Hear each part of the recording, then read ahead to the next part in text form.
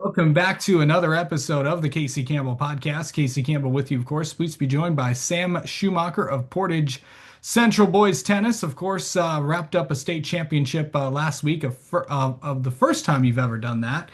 Now that it's kind of been a few days, how's everything sinking in? And first off, thanks for coming on and doing this. Yes. Well, I'm still excited and celebrating very much. Still getting a lot of text and talks and people coming up to me, congratulating me. It's still just super awesome. Did you ever think that you would like when you started high school tennis, did you ever think that okay, maybe I know we have a good program and stuff, but but no one ever I mean, most people you don't know what they think because it's the tournament is so long, you never know what's going to happen. And to finally get to this point, did you ever think that you would ever be a state champion? I did. I was very confident and I knew that was one of my goals I wanted to accomplish in high school no matter what. So I made sure to work hard and it was more like I'm going to get it done. I don't know which year will happen, but I will do it. Okay, so let's start at the beginning of this year. Like, what do you, what did you really work on this year before the year started?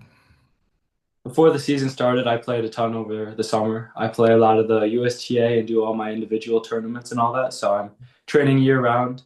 And I knew going into this season that, yeah, I'll be one of the higher ranked players, definitely have a big target on my back. But I know that, like, all the top players that I'll be competing with, they're all good. And if something's going bad, they can pick me off on a good day. Now, obviously, there's two types of the championships, of course. There are the individual state champions as well as the team state champions. The team did pretty well too Yes. here, but of course, obviously there's the singles, and then of course the doubles as well. You're an individual player. I know you've obviously played with somebody else before, in all the training that you've probably done. Is there what difference is there playing with somebody than playing by yourself? Personally, I really enjoy playing by myself more.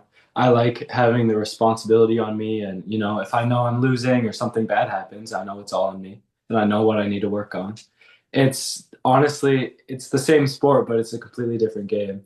The play styles, and it's just you have to be more willing to adapt and be more adjustable in singles because you never know what you're going to get. But doubles is a lot more formulaic and like it's going to be like it's all about your patterns and doing the same things over and over. So kind of take me through that state match, like that final one. What was going through your head during that final match? Going through, yes. So I played my good friend. I've known him for a while. I've seen him at tournaments. So I knew I was going to get a good, fair match, all good. And going into the match, I just wanted to play well, enjoy the spotlight on me, put on a good show, all of that, and hopefully get the win. And so as the match went on, the first set, I just came out ton of energy, playing well, was able to get the first set. Second set, he played very well, and I just got some things together, and I couldn't really figure it out. So lost the second set, but third set, made sure to regroup and finish the job because I knew that's what I was supposed to do. When you go through all these different sets and, through first and second and all that, like, it's the best of six and all that, and you never know what could happen in those. Like, the games are, just like that. You could be down a couple of sets. So, like, how do you like get back into that mode and what did you say to yourself? Did you say something that really kind of sparked it? Did anyone talk to you, or do you not want anyone to bother you when you're playing between matches and stuff? Or what are you like during a match? Yeah. So when I know things are going bad, well, things are going a little bit more south, especially like how I lost that second set in the final match. I always make sure to tell myself that, like, tennis, there's no timer, there's no time limit, there's no game clock. I can be out there all day. So whatever it takes, as long as it takes, I'll be there willing to battle. And when I split sets and went to talk to my coach, it's all just confidence and encouraging. Like I knew I had this, I knew I could do it, I knew what I needed to do, and all they told me was just go get the job done, go do what you're supposed to do. Yeah. So I know obviously I know you're only a junior. How long have you been playing tennis? I've been playing my whole life, ever since I was young, like 3, 4 years old. So Okay. I've been around, love the sport, competed. Okay, who's like the one person that you really looked up to? Um, I've had good friends from Western Michigan University who played on their men's tennis team, Yeah. and I just looked up to them a ton. There's a whole list of them that I've gone and watched them play, and I've talked to them, and it's just that's the type of person, that's the player I want to be. Correct me if I'm wrong. Is this the first state title for Portage Central in tennis? Um, in a bit, yes. I know in 2015, I believe we won as a team, but I don't think they've had an individual win the one singles flight in a while. Yeah. To be that first one. What's that? I mean, there's only one first one, and that is now you. What's that going to mean that no one's ever going to be the first person to do something like this? It's just kind of cool. It cements my legacy at the school, definitely. And that's cool because I get a ton of kudos and respect from my teachers and peers because it's not easy to do and they all know that. So it's like my name gets to hang around the school for the next couple of years. Obviously I know your phone has been blowing up with texts from people. What has it been? Is this probably the big one of the big because I know you're still getting tons of messages and congratulations from family and friends. Like, what have the past few days, just been like since this has all happened? Because everyone handles it so differently. Yeah. I mean, it's definitely been like a victory lap in a way. I get to just go around school and I have my teachers and friends and peers just congratulate me, and it's nice being known.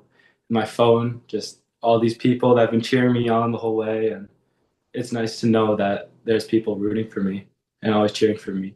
But it's also like, I wake up the next morning and I got to get back to work. Let's keep getting better at tennis. Yeah.